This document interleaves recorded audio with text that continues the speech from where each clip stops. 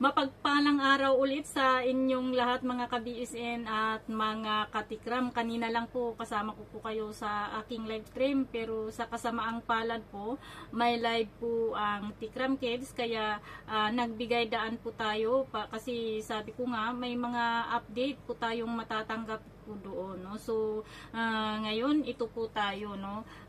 So sa ating lahat, sa mga ka-BSN, sa mga katikram, no? Ito po, no, gusto ko lamang magbigay ng saloobin patungkol po dito, no, sa comment at sa mga message, no, na natatanggap po natin, hindi lamang po ako at mga kasamahan po natin, no, patungkol kay Lula Disay, no. First of all, noon po guys is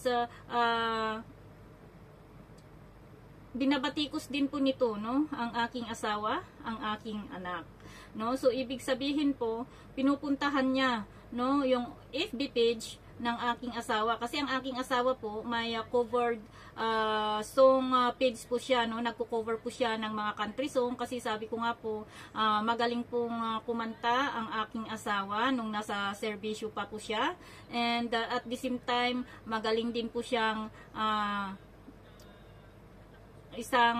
magaling din po siyang maggitara or kahit ano pa man po dyan, no, yung mga old ano yun, yung mga native instrument po natin, kaya po niyang laruin ang mga yan guys, no. So yung native instrument ng mga Tingyan, ng mga sabihin na po natin iguro, Tingyan or Ibaloy, mga ganyan guys, kaya niya pong laruin. So ito, no, binabatikos noon ni Lula, kaya sabi ko, kaya pala, no, galit sa akin si Lula DC, kasi ang asawa daw po ni Lula DC ay isang sundalo, no, pero hiwalay po sila. So I'm so sorry kung mapapanggit po ang buhay mo, madam, kasi ikaw naman ang nauna. Gusto ko lang din na ibigay ang opinion ko dito, kasi ikaw ang nauna ng nandamay ng pamilya ng mga dumidipinsa kay Tikram, no. Hindi lang ako, sabi ko, hindi lang ako makagalaw dati kasi wala po akong solidong ebidensya sa mga naipaparating sa akin, no, Lula Disay, patungkol sa'yo, no. Ayaw ko namang magsalita na kulang po tayo sa backup, di ba? Kung kulang po tayo sa ebidensya, baka ibalik sa atin, wala po tayong pangharang. So kailangan po pag nagsalita po tayo, totoo, no. So ngayon mismong pinsan ng hipag niya po yung nag-comment sa atin, at nung isang gabi may nag-PM din po sa atin, no. Yung mga iba parang na-PM na rin po, no. So ang sabi po niya is kilala daw po nila si Lula Disay, no, at 4 po ang anak niyan, sundalo ang asawa, kaso hiwalay sa asawa, no.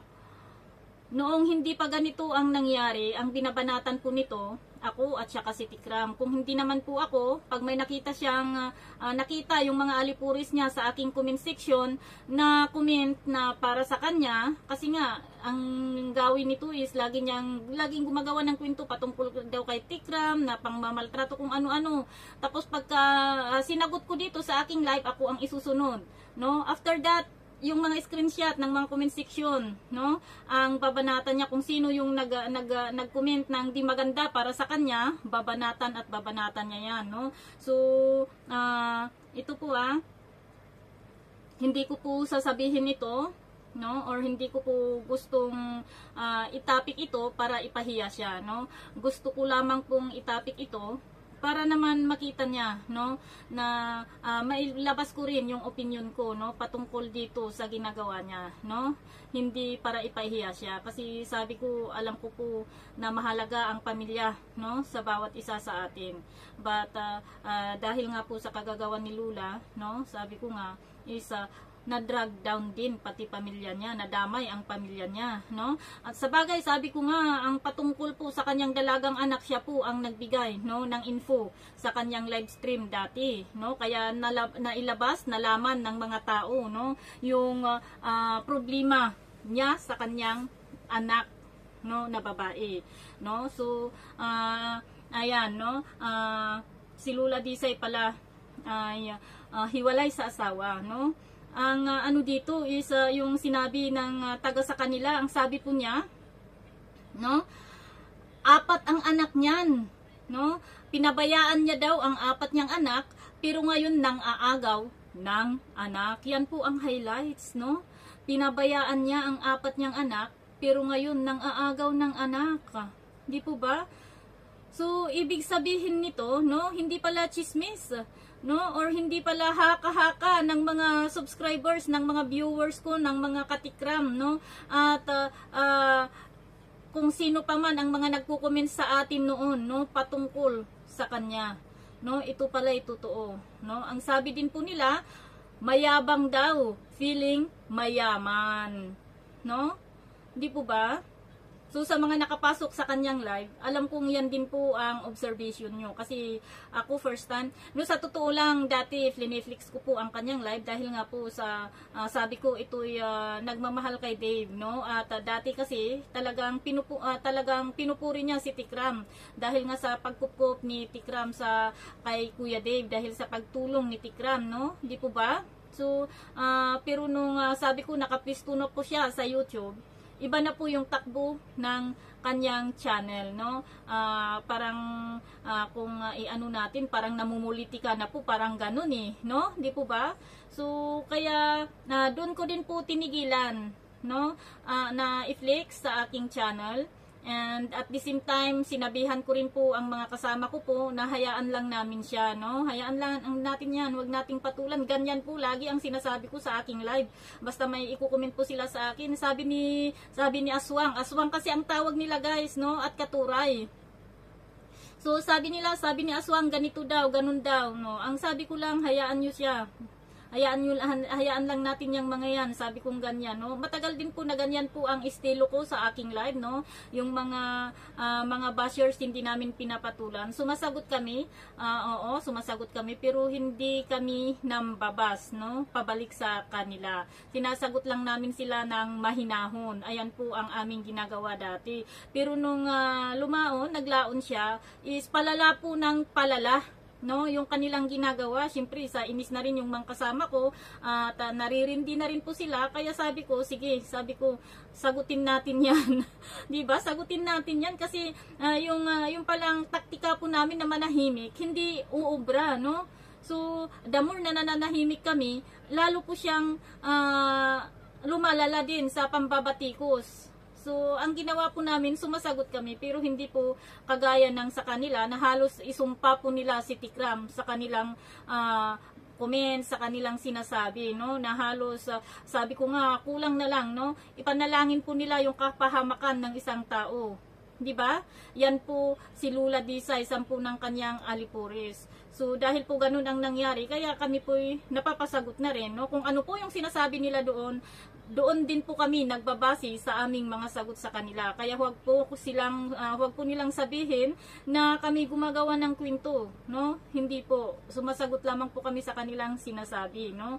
And ito pa po no? Ang ano ni Lula Disay, sabi po sa comment po natin na iniwan po niya, pinabayaan po niya ang 4 niyang anak, no? So kung ito po ang mag-aalaga kay Dave, no? Kung ito po ang taong na titingin sa batang minahal natin, no? Ano po ang maaaring buhay ng batang yun? Sarili niyang anak, sarili niyang dugo, galing mismo sa kanya, no? Hindi po niya kayang naalagaan, di po ba? Sarili niyang anak yun guys, pero anong nangyari sa sarili niyang anak? Sabi po ng pinsan ng kanyang hipag na pinabayaan niya ang kanyang anak, no? Pero ngayon nang aagaw ng anak. So anong ini-expect nyo na mangyari sa batang minahal din po natin kung siya, no, ang mag-aalaga, di ba? Kaya pala, no, sabi sa kanyang live na bunso daw niya ang ating Kuya Dave. Naku, bunso daw pala niya ang ating Kuya Dave, no? So, sabi din po, no, doon na wala daw kaalam-alam yung mga tao sa kanila, sa kanyang pinaggagawa. Ang sabi niya, kasi in Ilocano no? Sabi niya, mangibabain, no? Sabi niya, mangibabain. Ibabain nati ifugaw. Sabi po, no? Ibig sabihin yun, parang pinapahiya niya, no? Ang mga tao sa kanila, no? Yun po ang ibig sabihin yun, guys, no? So, kaya po, sabi ko siguro, at sabi pa, no, ito pa ang isa, no, kung gusto daw pong nating malaman, no, kung taga saan siya at anong buhay mayroon siya, magsabi lamang daw po tayo at sasamahan po tayo. No, ako wala akong wala akong balak, no, na alamin pa kung anong mayroon siya, kasi sabi ko nga, sa social media lang naman din tayo, pero huwag lamang din niya akong sagarin kasi hindi rin po ako umuurong, no? Kaya nga nanghahamon na rin po ako ng meet and greet daw, no? Na magkita kami kasi uuwi lang din siya, uuwi din ako, di mas magandang magkita na lamang kami, no? Di po ba? No, wala din po akong balak na kalkalin kung ano man ang mayroon na buhay niya, no, sa Pilipinas. Kaso nga lang sabi ko, huwag na huwag lamang niya po akong subukan, no? Kasi dating subok na po ito. Wala po akong maipagmamalaki kundi ang masayang pamilya ko. Wala po akong yaman na maipagmamalaki kundi ang mga anak ko, no? Yan po ang sa akin, no? Huwag lang ako ang kanyang subukan kasi hindi rin po ako atras sa kanila, no? Kung sa ganitong estilo lamang, guys, hindi ako kagaya nila na palamura, no? Hindi po ako kagaya nila na sigaw ng sigaw pag nagsasalita, pag may kagalit sila, kulang na lang yung mga ano dito, tawag dito, yung mga ugat nila dito at sa mga litid po nila is namumutok na no? Hindi po kasi ako ganung klaseng tao, guys, no? Kaya magkakaiba po kami ng estilo, no? Sa nakikita nyo parang mahinahon po ako, pero hindi nyo lang din alam, no? Medyo matapang din po ito. Joke lang po, no? No, opo, no? Ganun po, no? Kasi sabi ko nga, ultimo asawa ko, anak ko, talagang gusto niyang hilain Pero siguro pinapasok niya, pumupunta sa mga Facebook account ng asawa ko, sa anak ko, pero wala po siyang makita, no? Na kakaiba sa mga account po nila. Wala po siyang makita sa aking Facebook account, no? Kasi hindi naman po ako yung tao na kunting bagay lang post. Ako kasi, sa totoo lang, no? Ako, pag may makita akong may achievement, kunting, kahit maliit na achievement ng anak ko, I'm very proud na ipaalam, no? Sa FB account ko, no? Bilang magulang, no? Ganun po ako. Yun lang ang mga nakikita niya doon, no? Wala siyang makita na kahit kagalit ko diyan sa FB account ko, wala po siyang makita. Ganun din po ang aking asawa, no? Yung mga anak ko, yung mga share post lang, ganun ang mga ano ng mga anak ko, kung may pupuntahan lang sila, ganun lamang din po, no? Ang makikita niya sa mga account ng anak ko, kaya wala siyang makuhang ibato sa akin, kaya po ang kinuha niya yung boses ng asawa ko kahit saan natin dalhin, no? Kahit dalhin po natin, no? Sa totoo lang, sinabihan na po yung asawa ko na mag audition, no? Sa It's Showtime. Kasama po niya yung kapatid kong bunso dati, no? Dati po yun, nung medyo bata-bata pa po kami, no? Bagong ano pa lang kami, bagong panganak yung bunsong anak ko, no? Sinabihan na po, pero ayaw po nila, no? Sinasabihan din po yan na pumasok sa mga ganitong ano, ayaw din po niya. So, ayan, no? Wala siyang makita, no? At sabi niya nga po is sabi nga niya po is hindi po natin makikita or wala po tayong malalaman patungkol sa kanyang pamilya, kaya pala wala tayong malalaman kasi hiwalay naman pala siya sa asawa niya, hindi niya kayang ipagmalaki yung mga anak niya, hindi niya kayang i-post. Nag-post daw po ng picture ng anak niya, hindi ko alam kung totoo, patalikod. So ang sabi ng mga katikram po natin, mga ka-BSN po natin, ang ganda ng anak niya sa likod. 'Di ba? Ibig sabihin hindi siya proud, no? Sa mga anak niya, sa kanyang pamilya. 'Di ba? Oh, tapos ngayon mang-aagaw, manggugulo ng pamilya. Ang ganda-ganda po ng disposisyon ng buhay ng isang bata kay Tikram. Pero dahil po sa inggit niya, no, sa galit niya kay Tikram, yung bata ang gusto po niyang mapasama. Anong nangyari ngayon sa bata? Oh, nag-deactivate po ng FB account. Kasi ang dami ng bashers eh. No? Ayan si Lula Desai, lahat po ng lumalabas pala sa bunganga niya, lahat pala ng sinasabi niya, para sa kanya pala yun. No? Punong-puno ng kasinungalingan. Diba? Aagawin, sasabihin niya, gusto niyang mapasa kanila si Dave. Pero sarili nga niya pong anak, hindi niya maalagaan. Sarili nga po niyang anak, hindi niya maibigay, no? Kung ano yung kailangan ng mga anak, buong pamilya, di po ba? Ang saklap, Lula Desai. Ang saklap, no? Ang galing mong magsalita. Ang tapang-tapang mo. Akala mo naman, totoo, no? Yung mga sinasabi mo, nabudol mo, no? Nabudol mo yung mga alipuris mo, natudo-tanggol ko sa'yo, no? Natudo-kampi sa'yo sa mga pinagsasabi mong masasama sa kapwa mo, no? Pero yun pala, yung mga sinasabi nyo pala, para sa'yo dapat yun. Hindi para kay Tikram, hindi para sa amin, Lula Desai. Diba, Lula Desai? Gusto mong alagaan si Dave, pero sarili mong anak, hindi mo maalagaan. No? Sarili mong anak, pinabayaan mo. Kaya pala, napariwara, no? Ang isa mong anak na babae, dahil din pala sa sarili mong kagagahan. Diba, Lula? No, di po ba? Hahamon ka ng mag-alaga ng bata kung ang sarili mong anak ay maganda po, no? Ang kalagayan po nila. No? Huwag kang makipag-agawan sa alaga ng ibang tao kung hindi mo naman pala kayang gawin ito. Lagi ko pong sinasabi bago mo po gawin, no? Pag-isipan mo po muna. Pero anong ginawa mo? Sugod ka ng sugod. Sinong napahamak ngayon? Ang bata na sinasabi mong mahal na mahal mo. Di po ba? Hindi po ikaw ang napahamak. Hindi po si Tikram, no? Di ba? Yung mga natatanggap mo ngayon ng pambabatikos, Lula Desai, is deserve mo po yun. Kulang pa nga po yan sa ginawa mo, no? Kulang pa nga po yan sa panggugulo mo, no? Sa pamilya ni Tikram. Kulang pa nga po yan sa pang-drag down mo sa pangalan ni Dave. At sabi ko nga, alam mo yung ipinagkait mo, no? Yung buhay sana na maganda para sa kanya. No? Kulang po yun. Yung mga pambabatikos nila sa'yo, kulang pa yan na natatanggap mo ngayon. Deserve mo. Deserve na deserve mo. Deserve mo yan.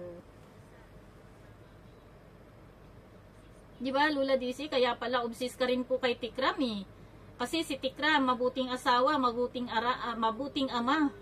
Yun pala ang dahilan. O kaya totoo po yung mga sinasabi po natin, no? Na sinasabi ng mga kapwa po natin na kasulid Dave, Katikram, no? At ka-BSN na kursunada mo si Tatay Ram. Totoo po ba yun, Lula? Totoo?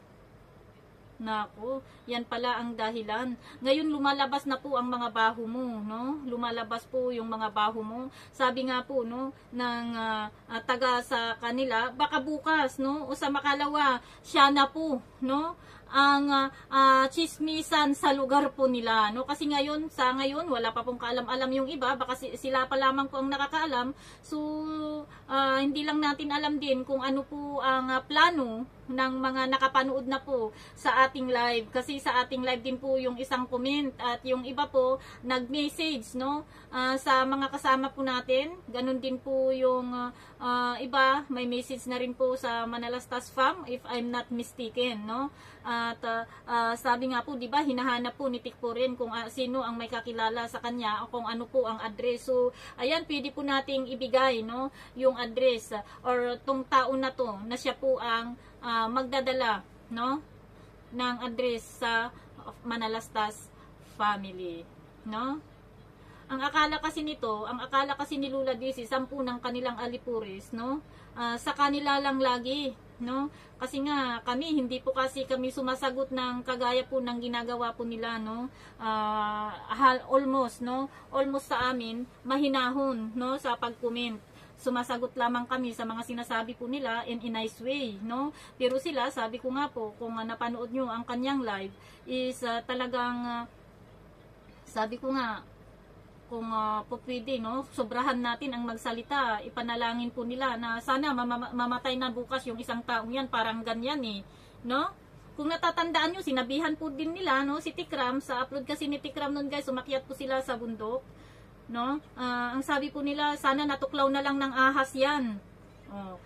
Gawain po ba yun ng matinong ina? Hindi po. Di ba? Gawain po ba yun ng matinong tao? Hindi. Gawain po yun, no, ng masamang tao. Hindi po ba? Ayan po si Lula Disay na tinitingala ng kanyang alipuris, no? Na kinakampihan ng mga evictee, kinampihan ni Francis, ni Elaine, ni Ninong Stephen, kinampihan din ni Tito Rex, no? 'Di ba? Ayan po si Lula Disay, ayan po ang taong kinampihan nyo, no? Sabi ko nga, ayusin nyo lamang, no? Medyo nakampanti lang, no, ng konti itong mga kasama po natin, no? Dahil andyan si Ninong Stephen, pero ako sabi ko nga po hanggang hindi ko makikita, no, na magaganda ang kinabukasan ni Dave, hindi po ako makakampante, no? Kahit papaano, sabi ko nga, no, minahal din po natin ang batang yan, sinuportahan din po natin ng 5 years, pinaglaban din po natin, no? Nakipagbardagulan po tayo tungkol dahil sa kanya, no? So, dahil po sa kagagawan nitong bruhang ito, no? Sorry dahil po sa kagagawan nitong bruhang ito, sabi ko nga, feeling mayaman, no? Feeling magaling, no? At sabi nga ng iba, mayabang, matapang lang. Kasi nasa Cyprus siya, no? Nasa social media siya, no? Uuwi kaya siya at sabihin niya yung mga sinasabi niya. Uwi siya, no? Uwi siya kasi uuwi rin po ako. Pwede rin po kaming mag-meet. Tignan natin, no? 'Di ba? Akala niya hindi po lalabas ang mga baho niya, no? Hindi po panghabang panahon ay maitatago mo, no, ang baho mo, no, Lula Disay. Kasi sabi nga po natin, no, ang balita may pakpak. Ang balita po may pakpak, no? So ayan, nalaman na po, no, ng iba na taga sa Lamut, Ifugao ang gawain mo. Tingnan po natin kung paano ka ngayon pag uwi mo sa Ifugao. Baka ayaw mo. Sa bagay, sabi po nila, pag umuwi daw po siya, nagtatago, no? Pag umuwi daw po yan, hindi naglalabas-labas ng bahay, no? Matagal ko na pong nalaman yan, hindi lang po ako nagsasalita, no? Di ba? Hindi lamang po ako nagsasalita kasi ayaw kong personalan sana. Kaso nga lang, sumubra si Lula, no? Sumubra si Lula eh. So, late reaction na po ito, no? Kung tutuusin sa pambabas niya, sa pandadamay niya sa pamilya ko. Kaso ito ang pagkakataon ko eh. Ngayon ko lang na-confirm yung mga dumating na balita sa akin. So ngayon ko lang din bigyan ng reaction or ibigay ang opinion ko, no, tungkol po dito, no. I'm so glad, Lula Disay, no, kasi sabi ko nga I'm very happy, no, kasi hindi po ako kagaya mo na hiwalay sa asawa. Hindi rin po ako kagaya mo na iniwan ko ang aking mga anak, pinabayaan ko ang aking mga anak, no. I'm so blessed kasi ang aking panganay na anak, Lula Disay, no, ay isa na pong manager sa Venice Hotel, no. Ang aking panganay na anak graduate na cum laude, and sabi ko nga wala pang isang buwan, ilang araw pa lang natapos ang graduation po nila. Nung umuwi ako, tinawagan na agad, no, ng Baguio government, no, para iayos yung mga papers niya, at sila mismo ang nagpasok sa anak ko sa hotel na kinalalagyan niya ngayon. So, ayan po ang blessings, Lula Disay, na hindi mo kayang mapantayan, no? At the same time, ang aking pangalawang anak, malapit na naman, Lula Disay, no?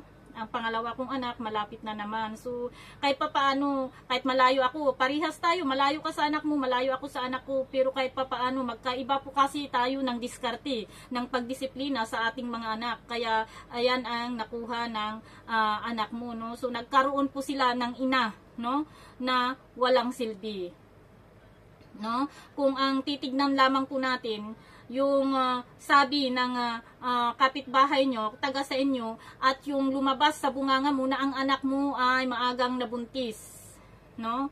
Kung yun ang pagbabasihan po natin, di ba, Lula? No? Oh. Ngayon ka magsalita, Pero ikaw pa, kaya mo yan, Lula Daisy. Sabi ko nga, binugbog ka na ng mga hanas, binugbog ka na ng mga bashers. May gana ka pang magpakita sa live mo. At anong sasabihin mo pa sa live mo? Ano pa po yung sinasabi mo sa live mo? Agad-agad kasi kaming naniniwala. Hindi po kami naniwala kasi alam namin na sinungaling ka. Ang naniwala lamang sa'yo, yung mga alipuris mo, no? Ang sabi po niya kasi guys, no, agad-agad daw po tayong naniwala sa sinabi niya nga nagpapulis, ganito, pumunta si Dave at si ganito ganun sa sa barangay hall nila Tikram na may DSW, ganun, no, etc. no, ganun po ang kanyang sinabi, no. Nung napatunayan sa upload ni Tikram na nagsinungaling pa, sabi niya sa atin, agad-agad daw po kasi tayong naniniwala, no. Hindi po kami naniniwala, sa totoo lang. No, matagal po kaming walang tiwala sa iyo, kaya nga po kung maaari ayaw po naming bitawan si Dave, no, na mapunta sana sa inyo, no, pero gumawa po kayo, no, ng maitim na hakbang, kaya po nakuha nyo si Dave. Biruin mo, binigyan nyo ng pira, yung pira na yun po ang ginagamit po nila para lumabas, no, makipag motocross, underground po yung pinapasukan po nila yan na yun, no, kasi gabi, bawal po yun, no. Pasalamat po kayo at hindi po napahamak yung bata. No?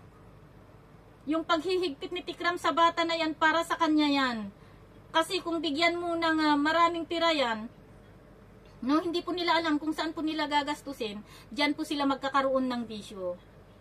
So, saludo ako kay Tikram at Manalastas family sa pagdidisiplina po nila, no, kay Dave. Kasi nakita po natin kung paano po si Steve ngayon, no. Graduate po si Steve ngayon, no. Graduate po si Steve ngayon. So, ang expectation ko kung nandun pa rin ang ating Kuya Dave, kagaya siya ng kanyang Kuya Steven, no. Pero sa kasamaang palad, no, gumalaw ang mga wakwak pa ilalim, no.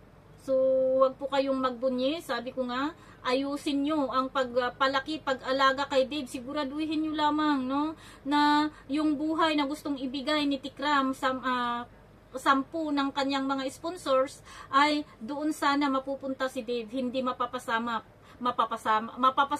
or hindi mapapahamak, no? Para sa ganun ay mas magaan na tanggapin, no, ng konsensya mo. Kasi kayo ang dahilan kung bakit napunta sa sitwasyon na yan ang bata.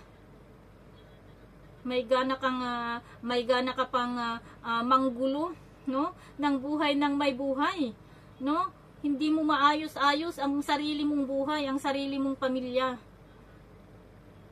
'Di ba, Lula Daisy? O ano ka ngayon? Sa bagay, ang saya-saya mo nga, ang saya-saya mo kasi ang laki ng views mo, tumaas ang subscribers mo dahil sa pambabatikos nila sa'yo. Very good, no? Very good. Kitang-kita kung ano talaga ang intensyon mo nang dahil lamang sa pira, kaya mo nagawa ang mga yan na bagay, di ba? Pira-pira lamang, no, Lula Daisy? So, gawin mong Diyos ang pira, no? Gawin mong Diyos ang pira, dadalhin ka po niyan kung saan mas lalala pa, no, ang mga matatanggap mong pambabatikos. So, habang maaga, Lula Daisy, no, tignan mo ang mga pagkakamali mo. Huwag lamang pong pagkakamali ng ibang tao, no, ang tinitignan mo. Huwag lamang yung pagkakamali ni Tikram, no, kung ano mang pagkakamali ang ibinabato mo. Huwag lamang yung ako, no, o yung mga defender ni Tikram ang hahanapan mo ng butas. Una sa lahat, no, tignan mo muna ang sarili mo, no. Sino ba ako? Ano bang mayroon ako na wala kay BSN, di ba? Kung katulong ako, katulong din siya, di ba? Lula Daisy, kung katulong ako, ikaw katulong ka din. Yun sana ang itatak mo sa isip mo. No, Lula Daisy? Kasi kung nakapag-aral ka, no, gamitin mo yung pinag-aralan mo. Hindi ka nagtitiis diyan nangangatulong, Lula Daisy.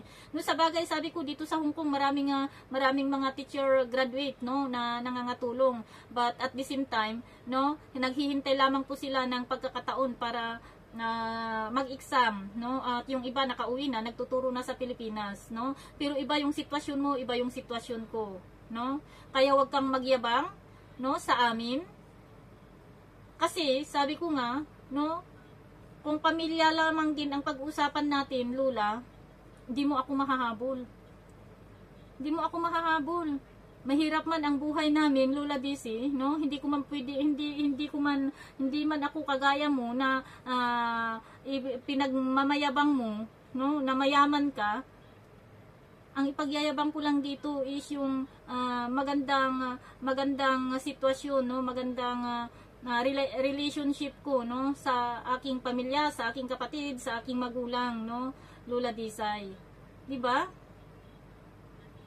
Kaya kung ako sa'yo, no, unahin mo ang pamilya mo, yung mga anak mo, no, kasi sabi nga po nila, iniwan mo sila, no, pinabayaan mo sila, no, may oras ka pa po, no, para bumawi sa mga anak mo. Sila po muna ang unahin mo. Hayaan mo muna si Dave, kasi sabi ko nga maraming nagmamahal sa batang yan. Kung iiwan nyo si Dave, sasaluhin po ng iba yan, no? So, focus ka muna sa mga anak mo, Lola Di, sa iparamdam mo sa kanila ang pagmamahal ng isang ina. Di po ba? So, ayan mga katikram, no? I hope na sa mga nagmamagaling din po dyan na alipuris no Lola Disay, no? Baka mamaya kayo din po ang isunod. Lalabas din po kung anong meron kayo. Kaya tigil-tigilan nyo na po si Tikram, no? Huwag nyo na pong dagdagan yung mga nagawa nyo pa, no? At nasabi nyo pa na hindi maganda para sa kanya. Para sa ganun, hindi po kayo magaya kay Lula, no? Na nilalabas na po ng mga kakilala niya kung anong meron siyang buhay. So, sa mga katikram, kabiis Indian, thank you very much, and kita-kita po ulit tayo mamayang gabi sa ating live stream, at sana ay okay lang po ang lahat sa inyo, no? Sana nasa mabuting kalagayan ang bawat isa po sa inyo. Sa mga OFWs na kasama ko, enjoy lamang po ang buhay. Huwag po tayong pa-stress sa kung anuman, no? Ang dala, no? Na stress or nakasinungalingan ni Lola Disay. Bye-bye po sa inyong lahat at magandang araw. See you again.